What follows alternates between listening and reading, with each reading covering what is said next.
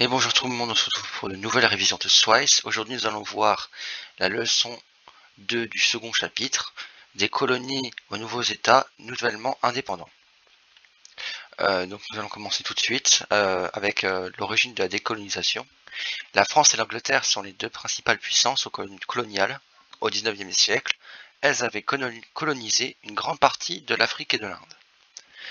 On assiste à une multiplication des mouvements anticolonialistes à la fin de la Seconde Guerre mondiale, due à l'affaiblissement de la France et l'Angleterre, la création de l'ONU et la guerre froide.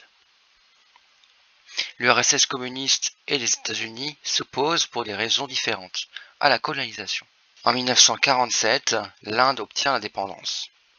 La violence a été limitée dans le processus de décolonisation grâce au leader Gandhi. En Afrique subsaharienne, les mouvements de décolonisation furent globalement pacifistes et se déroulèrent à la fin des années 50. Mais nous allons utiliser l'exemple de la guerre d'Algérie.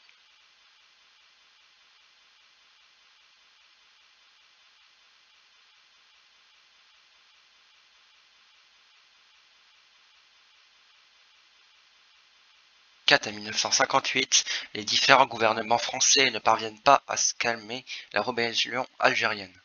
Tentative de coup d'État à Alger.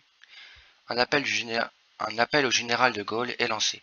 La guerre d'Algérie reflète non seulement les revendications nées à la fin de la Seconde Guerre mondiale sur la liberté et la souveraineté des peuples, mais elle provoque aussi de graves troubles politiques qui font tomber la 4ème République. De 1958, le général de Gaulle forme la 5ème République. Certains colons qui ne souhaitent pas l'indépendance de l'Algérie vont mener des attentats terroristes.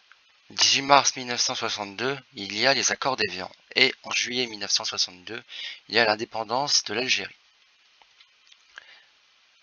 Nous allons passer à la troisième partie, les problèmes liés à la décolonisation, c'est la conclusion. La principale phase de décolonisation Il y a une principale phase de décolonisation entre 1947 et 1962. Les nouveaux États nés de la décolonisation affirment dès les années 50 leur volonté de préserver leur indépendance sans être dominés par les États-Unis ou l'URSS. Cette position de non-alignement symbolise la naissance du tiers-monde. Les nouvelles frontières et la nouvelle situation politique provoquent une grande instabilité et de nombreux conflits internes. Même si elles ont obtenu leur indépendance politique, les anciennes colonies n'ont pas encore obtenu aujourd'hui leur indépendance économique. Merci d'avoir regardé cette vidéo, like, commente et partage, et révise maintenant tes connaissances avec le test, que vous pouvez voir juste après. Merci et encore au revoir.